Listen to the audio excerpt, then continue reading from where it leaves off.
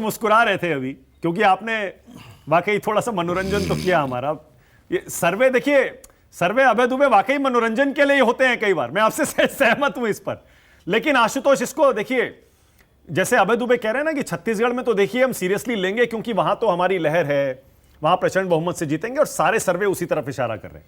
लेकिन राष्ट्रीय स्तर पर आशुतोष, सारे सर्वे यही तो कह रहे हैं कि पीएम के सामने अभी उस पद के लिए नरेंद्र मोदी के सामने कोई नहीं टिकता है, तो इसको आपको गंभीरता से लेना पड़ेगा।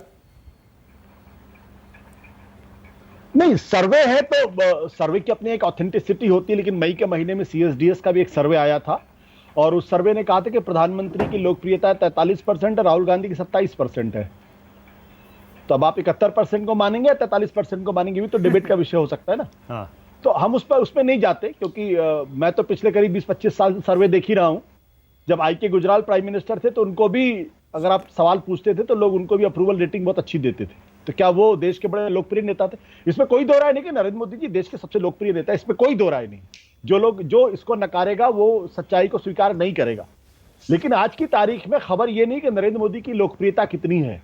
आज की तारीख में खबर यह है कि कांग्रेस और राहुल गांधी के सामाजिक आधार में बढ़ोतरी हो रही या नहीं हो रही। ये 24% पे है राहुल गांधी, 24%। तो मैं 2 सर्वे को बड़े ध्यान से देखा, जो सीएसडीएस का सर्वे जो मई के महीने में था और ईटीजी रिसर्च और टाइम्स नाउ का सर्वे जो पिछले हफ्ते आया था।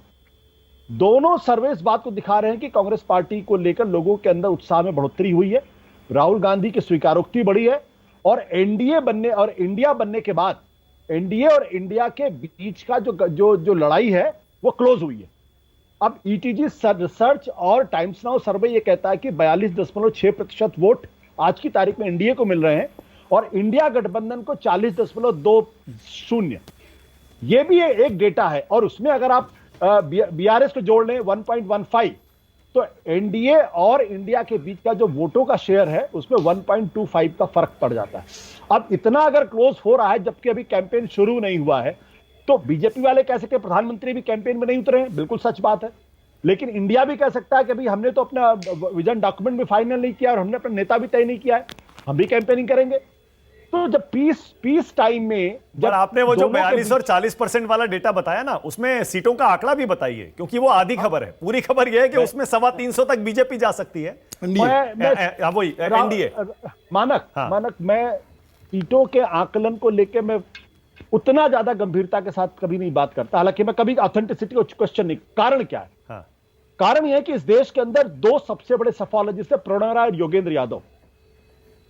उन्होंने अंत में तय कर लिया कि अब हम सीट कन्वर्जन पे नहीं जाएंगे, क्योंकि और योगेंद्र यादव बाद में जब तक वो थे सफोलॉजिस्ट, वो खुद सर्वे करते थे और जो सीटों का कन्वर्जन होता था वो एक बेंगलोर बेस्ड स्टैटिस्टिशियन मैथमेटिशियन से कराते थे, क्योंकि सीटों का कन्वर्जन बहुत मुश्किल काम है।